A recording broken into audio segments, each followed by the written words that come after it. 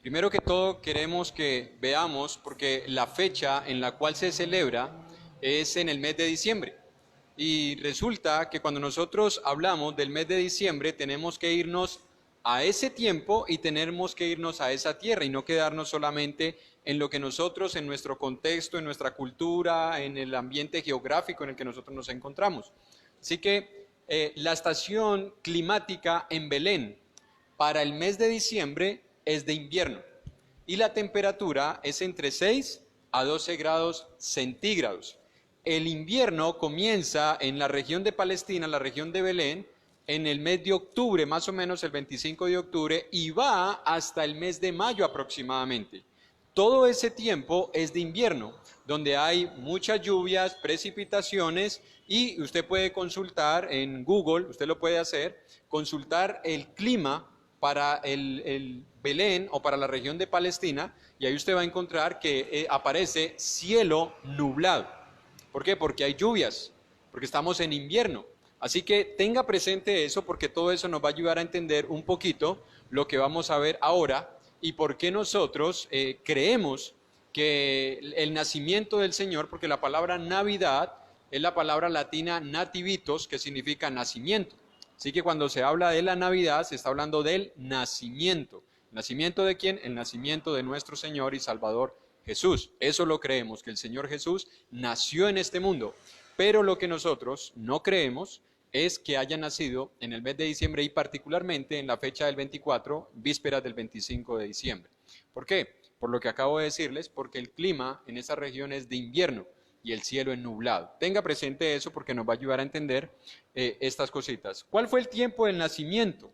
Bueno, no se aparece la fecha exactamente, qué día, qué mes, qué año, pero sí aparece un indicio que usted lo puede consultar en la historia del Imperio Romano, en donde sí fue verdad que se hizo lo que vamos a leer ahorita en Lucas, capítulo 2, versículo 1 al versículo 6. Amén. Dice la palabra del Señor: aconteció en aquellos días que se promulgó un edicto de parte de Augusto César, que todo el mundo fuese empadronado. Este primer censo se hizo siendo Cirenio gobernador de Siria, e iban todos para ser empadronados, cada uno a su ciudad. Y José subió de Galilea, de la ciudad de Nazaret a Judea, a la ciudad de David, que se llama Belén, por cuanto era de la casa y familia de David, para ser empadronado con María su mujer, desposada con él, la cual estaba encinta. Y aconteció que estando ellos allí, se cumplieron los días de su alumbramiento. Muy bien, note lo que dice la palabra de Dios. Aconteció en aquellos días. No nos menciona qué días, pero nos menciona que en esos días el emperador Augusto César, y usted puede consultar y se dará cuenta que este hombre existió. Incluso se han hecho libros y películas que tienen que ver con este emperador, y que también se menciona a Cirenio, gobernador de Siria. Son todas personas reales que gobernaron en una época real y en un mundo real. Pero noten lo que declaró este emperador: que se hiciera un censo. ¿Qué significa un censo? Bueno, lo que muchos de nosotros hemos tenido que experimentar, donde usted debe estar en su casa y personas que son enviadas por el gobierno van llegando para contar las personas que habitan en una población. Resulta que la palabra dice que ellos, en el momento del censo, no estaban de donde realmente ellos eran oriundos, es decir, su tierra natal. ¿Qué tuvieron que hacer? Tuvieron que moverse hasta su tierra natal. Pero si estamos hablando de que eran los días del alumbramiento del Señor Jesús, porque eso es lo que nos dice el versículo 6 y el versículo 7, que ya eran los días de su alumbramiento, no era posible movilizarse en tiempo de invierno. No era posible. Estamos hablando de la época. La época, las calles eran las que mejor eran empedradas, las otras eran completamente en tierra, con lluvia y una mujer en embarazo. Así que no era posible. Además de eso, el emperador no iba a decretar un censo sabiendo que a las personas se les iba a dificultar llegar a su lugar de origen. Así que por ahí vamos entendiendo por qué hablábamos acerca del clima ¿Y por qué decimos nosotros que no fue en el mes de diciembre? Vamos a ver también el anuncio a los pastores, el anuncio del nacimiento de Jesús que se hizo a unos pastores. Vamos a leerlo. Está en Lucas 2 del 8 al 12, ¿cierto? Había pastores en la misma región que velaban y guardaban las vigilias de la noche sobre su rebaño. Y he aquí se les presentó un ángel del Señor, y la gloria del Señor los rodeó de resplandor, y tuvieron gran temor. Pero el ángel les dijo: no temáis, porque he aquí os doy nuevas de gran gozo, que será para todo el pueblo, que os ha nacido hoy en la ciudad de David un Salvador, miren, que es Cristo el Señor. Esto os servirá de señal. Hallaréis al niño envuelto en pañales, ¿y qué más? Acostado en un pesebre. Bien, nuevamente nos encontramos con otra escena que es consecuente con lo que estamos viendo, es decir, el empadronamiento o el censo que se hizo. Ellos llegan a Nazaret, no encuentran lugar para el mesón, pero allá nace el Señor. Pero mientras estaban los pastores, dice la palabra, en una de las vigilias de la noche, cuidando el rebaño, devuelva hacia acá el clima. Para la época, cuando había tiempo de invierno, no se sacaban las ovejas al campo, porque era tiempo de invierno y corrían las ovejas el riesgo de morir, porque son animales muy, pero muy frágiles, son muy sensibles a los cambios, así que los pastores no podían estar con ellas en medio de una lluvia o en un tiempo nublado o en el invierno. Además de eso, los pastos iban a estar en unas ocasiones tan mojados que iba a ser difícil de que las ovejas pudieran alimentarse bien. Así que note eso. El anuncio a los pastores no se pudo haber hecho en una época de invierno, que es lo que muchas personas celebran en el mes de diciembre, sabiendo que en esa época hay invierno allá. El anuncio tuvo que hacerse antes del invierno. Algunos creen que fue en el mes de septiembre, antes del invierno, donde el clima es más abierto, la temperatura está por encima de los 15, 16 grados, incluso hasta los 30 grados puede llegar, donde las ovejas sí se podían sacar a pastar. Así que eso también es importante que lo tengamos allí. Ahorita vamos a ver la visita de los magos y entre paréntesis hemos colocado sabios o astrónomos. ¿Por qué? Porque esa era la palabra magos, era la palabra que se utilizaba para los sabios o astrónomos, es decir, para las personas que eran estudiadas, inteligentes, investigadores o que estudiaban los movimientos de la luna, los movimientos de las estrellas, de los planetas, estudiaban la astronomía. Así que se habla de magos y nosotros hoy en nuestra época entendemos por mago la persona que practica cosas ocultas, porque muchos de esos sabios comenzaron a introducirse con el ocultismo. Por eso se comenzó a utilizar la palabra magos, pero en esa época un mago era una persona sabia, es decir, entendida, que eran en su gran mayoría los consejeros de los reyes, o astrónomos, que eran las personas que estudiaban los movimientos que habían en el firmamento. Pero vamos a ver cómo sucedió la visita de los magos. Sí, los invitamos a que vayan a Mateo 2, del 1 al 6, que dice: cuando Jesús nació en Belén de Judea en días del rey Herodes, vinieron del oriente a Jerusalén unos magos, diciendo: ¿dónde está el rey de los judíos que ha nacido? Porque su estrella hemos visto en el oriente y venimos a adorarle. Oyendo esto, el rey Herodes se turbó, y toda Jerusalén con él. Y convocados todos los principales sacerdotes y los escribas del pueblo, les preguntó dónde había de nacer el Cristo. Ellos le dijeron: en Belén de Judea, porque así está escrito por el profeta. Y tú, Belén, de la tierra de Judá, no eres la más pequeña entre los príncipes de Judá, porque de ti saldrá un guiador, mire, que apacentará a mi pueblo Israel. Bien, nuevamente nos encontramos con que en la época en la que nace el Señor Jesús, los magos del oriente ven una estrella. Ellos la ven en el oriente y usted dirá, bueno, en esa tierra, en el oriente, porque estamos hablando que es aproximadamente unos 1000 a 1200 kilómetros de distancia.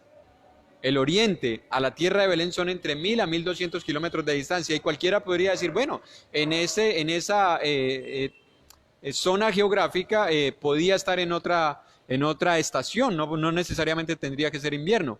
Pero note, ellos vieron la estrella ya, y note lo que dice el versículo 10. Y al ver la estrella se regocijaron con muy grande gozo. ¿Al ver la estrella dónde? Donde estaba el Señor Jesús, en la tierra de Belén, que fue que los guió hasta el pesebre. Es decir, ellos permanecieron viendo la estrella durante todo ese tiempo. Si usted ha salido en tiempo de invierno, en cielo nublado, usted se dará cuenta que si hay algo que brilla por su ausencia son precisamente las estrellas. No hay estrellas en tiempo de invierno, no hay estrellas en un cielo nublado. Y estos magos, sabios o astrónomos, sí vieron la estrella. Así que no pudo haber sido en el mes de diciembre. Ahora, usted dirá, bueno, ¿y entonces Jesús nació o no nació? Sí nació. Y nosotros no estamos diciendo que no creemos en el nacimiento de Jesús, creemos en el nacimiento de Jesús, pero no para la época en la que el mundo ha querido celebrar esta fiesta. No es en esa época. Y como no es en esa época, pues yo no creo que es muy coherente que nosotros decidamos celebrar algo que no es real, en una fecha que no es real, en un tiempo que no es real, solamente porque sea una tradición. No creo que eso sea coherente. Ahora, ¿qué es lo que nosotros sí creemos y por qué nosotros sí recordamos el nacimiento de Jesús? Escuche, lo recordamos, no lo celebramos. Hay mucha diferencia entre recordarlo y celebrarlo. ¿Por qué? Porque el nacimiento de Jesús tenía propósitos. ¿Cuáles son esos propósitos? Vamos a ver dos solamente hoy, que van a ir ampliándose un poquito más y que nos ayudará a entender lo que deseamos que en estas fechas nosotros tengamos en nuestros corazones. Lucas capítulo 2, versículo 10 y 11. Amén. Dice la palabra de Dios. Pero el ángel les dijo, no temáis, porque he aquí os doy nuevas de gran gozo que será para todo el pueblo. Y que os ha nacido hoy en la ciudad de David un Salvador, que es Cristo el Señor. ¿Alcanzó a leer lo que dice la palabra de Dios? ¿O alcanzó a escucharlo? Luego usted lo podrá leer con más detenimiento. Aquí nuevamente está hablando del momento en el que se presentan los ángeles a los pastores y le dan el anuncio. Dice la palabra de Dios allí que los ángeles tuvieron temor, y es normal, al ver todo este esplendor, toda esta gloria, era normal que ellos sintieran ese temor, pero los ángeles les dicen, les doy nuevas de gran gozo, que será para todo el pueblo, que os ha nacido hoy en la ciudad de David un Salvador, que es Cristo el Señor. Escuche, ¿cuál fue el propósito por el cual Jesús nació en este mundo? Salvar. Ese es el propósito por el cual Jesús vino a este mundo, por el cual la tercera persona de la deidad se hizo carne, se hizo hombre, nació de una mujer virgen, en unas condiciones en las cuales muchos de nosotros nunca hemos experimentado, ni siquiera nuestros hijos han experimentado. ¿Para qué nació el Señor? Para salvar. Él no nació para que el mundo aprovechara esa época y Él se convirtiera en un objeto comercial. Él se convirtiera en un objeto económico, en el cual el comercio se mueve y las personas quisieran darse regalos o las personas estuvieran afanadas por darse regalos en una fecha especial. Él es el regalo de Dios. Él no vino para que los hombres estén dando regalos. Él es el regalo de parte de Dios. El punto es que muchos de nosotros no vemos a Jesús de esa manera. Muchos de nosotros vemos a Jesús simplemente como una excusa para hacer lo que nosotros hacemos por cultura, o por tradición, o por simplemente un deseo personal. Pero note nuevamente la palabra. Dice que Él vino para salvar, porque Él es un salvador. ¿Qué es lo que vino a salvar? Bueno, Él vino a salvar a los seres humanos que estábamos perdidos, porque nadie viene a salvar a alguien que no necesita salvación. Él vino a salvar a los seres humanos que estábamos perdidos. ¿Por qué estábamos perdidos? Bueno, porque Romanos capítulo 3, versículo 10 y versículo 11, note la declaración del apóstol Pablo acerca de cómo es la condición de todos los seres humanos sin excepción. Romanos capítulo 3, versículo 10 y 11. Dice la palabra de Dios, como está escrito, no hay justo ni aun uno. No hay quien entienda, no hay quien busque a Dios. No hay justo ni aun uno. No hay quien entienda. No hay quien busque a Dios. ¿Cómo está el ser humano? No solamente de esta época. ¿Cómo estaba el ser humano en la época en la que nació el Señor? Si la palabra dice que Él vino para salvar, es porque todos los seres humanos estamos en esta misma condición. Todos estamos perdidos por nuestros pecados. Y Cristo vino como regalo de parte de Dios para que nosotros ahora recibiéramos la salvación. La pregunta que yo quiero hacerle a usted, hermano, amigo, que nos está viendo, ¿queremos ese regalo? ¿O queremos los regalos que se dan para esta época? ¿Cuál es el regalo que nosotros más apreciamos? Realmente para nosotros es importante recordar el nacimiento de Jesús porque recordamos que mediante ese nacimiento es que el ser humano ahora podía tener esperanza de salvación y reconciliación con Dios. ¿O queremos los regalos que se dan para esta época? ¿Estamos más interesados en lo que otras personas nos van a dar a nosotros o estamos afanados por nosotros conseguir algo para regalarle a otra persona? Como cristianos nosotros debemos darle valor es al regalo que Dios nos ha hecho, haber entregado a su Hijo por cada uno de nosotros. Ahora, no solamente vino como un regalo, sino que también la palabra nos enseña que Él vino para consolar o que Él vino como consolación. Ahí mismo en Lucas capítulo 2, versículo 25, vamos a leer lo que dice la palabra de Dios. Lucas 2:25. Y he aquí, había en Jerusalén un hombre llamado Simeón, sí, y este hombre, justo y piadoso, esperaba la consolación de Israel, y el Espíritu Santo estaba sobre él. Note lo que pasa en esta escena. Dice la palabra de Dios que había en Jerusalén un hombre ya anciano, muchos años, que estaba allí en el templo día tras día. Y yo me lo imagino yendo día tras día, esperando a ver si ya era la fecha en la cual el Señor iba a llegar al templo en brazos de sus padres. Y me lo imagino día tras día yendo a visitar el templo y no lo veía y regresaba a su casa. Al otro día regresaba, no lo veía, volvía a su casa, hasta que por la providencia de Dios se encontró el niño y se encontró este hombre anciano. Y este hombre dice que él esperaba la consolación de Israel. ¿Cuándo necesita el hombre consolación? ¿Cuando hay tiempo de alegría? ¿Cuando hay tiempo de gozo? ¿Cuando todos estamos disfrutando? ¿Cuando todos nos estamos deleitando? ¿No es cuando nosotros estamos pasando momentos difíciles? ¿No es cuando nosotros estamos pasando momentos tristes? ¿No es cuando hemos sufrido una pérdida? ¿No es cuando nosotros estamos en angustia? Pues la palabra dice que él esperaba la consolación. ¿Cuál era la consolación? Cristo. Porque cuando Jesús vino, encontró este mundo lleno de dolor, lleno de tristeza, lleno de angustia.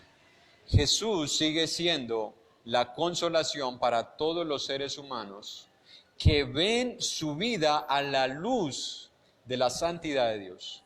Cuando el ser humano realmente entienda cuál es su condición delante de Dios, no estaría en esta época sintiéndose como si nada pasara en su vida. Estaría triste, estaría afligido, estaría con mucha tristeza en su corazón porque él es consciente de que sabe que no está en una buena relación con Dios, porque entiende que está perdido, porque entiende que al final de su vida lo que merecerán sus acciones es la condenación. Así que esta época, yo sé que todos debemos disfrutar de todo lo que el Señor nos da, pero en vez de llegar a ese momento de euforia donde nosotros nos olvidamos de nuestra condición delante de Dios y pensamos que en esta época todos los seres humanos están bien con Dios, debemos es hacer lo mismo que este hombre, esperar y aguardar la consolación de Dios. Porque si el ser humano está perdido, en el ser humano debe haber tristeza y dolor al saber que no está viviendo conforme a la voluntad de Dios. Ese niño Ese es ese regalo, es esa consolación. Él es el Salvador, como dice Mateo 1:21, cuando se anuncia acerca del nacimiento de Jesús a sus padres, dice, Él salvará a su pueblo de sus pecados. Escúchame, amigo, si tú estás viviendo en pecado, tú no deberías de estar feliz ni gozoso en esta época, deberías de estar triste, deberías de estar con dolor y amargura en tu corazón, de saber de que Dios ha tenido paciencia y misericordia contigo y tú le has dado la espalda al Señor, olvidándote de Él y viviendo esta época como si no tuvieras cuentas pendientes con nuestro Creador. Pero Jesús es un Salvador. Él vino y nació para salvar, vino y nació para consolar. Y si tú deseas la consolación, entonces tú necesitas no celebrar que Jesús nació en una fecha, sino recordar que Cristo vino para darte salvación y perdón. Si tú decides darle la espalda a Jesús, no importa lo que tú creas en esta fecha, no importa, y me perdonan, no quiero ofender con esto a nadie, si tú decides hacer un pesebre y durante 9 días cantar, durante 9 días gozarte con tu familia, gozar con los niños, el 24 de diciembre colocar un muñequito allí en el pesebre y que nazca en un lugar, si Jesús no nace en tu corazón, no importa lo que tú creas, tú seguirás perdido y tú no tendrás consolación. Juan capítulo 3, versículo 16 al versículo 20. Juan 3, 16 al versículo 20, dice la palabra de Dios. Juan 3:16. Juan 3:16 al 20. Porque de tal manera amó Dios al mundo que ha dado a su Hijo unigénito para que todo aquel que en Él cree no se pierda, mas tenga vida eterna. Porque no envió Dios a su Hijo al mundo para condenar al mundo, sino para que el mundo sea salvo por Él. Mire, el que en Él cree no es condenado, pero el que no cree ya ha sido condenado porque no ha creído en el nombre del unigénito Hijo de Dios. Y esta es la condenación, que la luz vino al mundo y los hombres amaron más las tinieblas que la luz, porque sus obras eran malas. Porque todo aquel que hace lo malo aborrece la luz y no viene a la luz, para que sus obras no sean reprendidas. Ese es uno de los pasajes que muchas personas tienen en sus mentes y lo creen, y yo también lo creo, que Dios amó de tal manera al mundo que dio a su Hijo, lo dio para que el mundo fuera salvo, lo dio para consolar al hombre.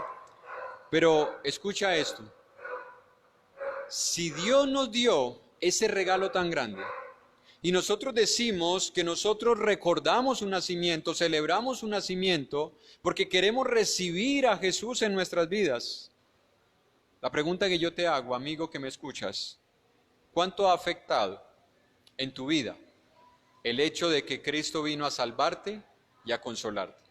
¿Cuánto ha afectado tu vida? ¿Realmente tú estás viviendo a la luz de lo que Dios quiere que nosotros vivamos? ¿No es verdad que en esta época, en donde las personas dicen que tienen un encuentro más cercano con Dios, porque lo hacen por medio del pesebre, por medio de los villancicos, por medio de las novenas, por medio de celebrar todo lo que se celebra en esta época? Dime si no es verdad que es en esta época donde más pecados se cometen. ¿No es así? Seamos honestos.